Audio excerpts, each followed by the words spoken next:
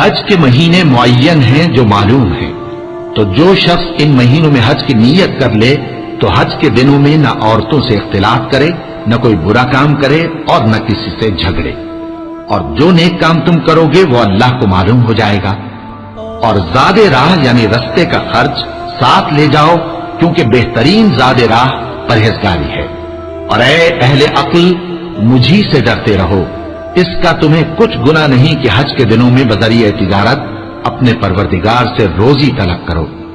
اور جب عرفات سے واپس ہونے لگو تو مشعر حرام یعنی مزدلفہ میں اللہ کا ذکر کرو، اور اس طرح ذکر کرو جس طرح اس نے تم کو سکھایا، اور اس سے پیشتر تم لوگ ان طریقوں سے محض ناواقف تھے۔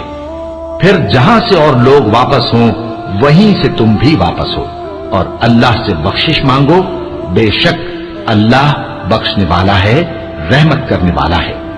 پھر جب حج کے تمام ارکان پورے کر چکو تو مینا میں اللہ کو یاد کرو جس طرح اپنے باپ دادا کو یاد کیا کرتے تھے، بلکہ اس سے بھی زیادہ۔ اور بعض لوگ ایسے ہیں جو اللہ سے التجا کرتے ہیں کہ اے پروردگار، ہم کو جو دینا ہے دنیا ہی میں دے دے، اور ایسے لوگوں کا آخرت میں کچھ حصہ نہیں۔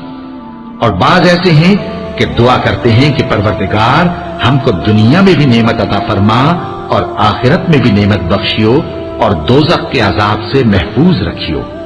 یہی لوگ ہیں جن کے لیے ان کے کاموں کا حصہ یعنی اجر نیک تیار ہے، اور اللہ جلد حساب لینے والا ہے۔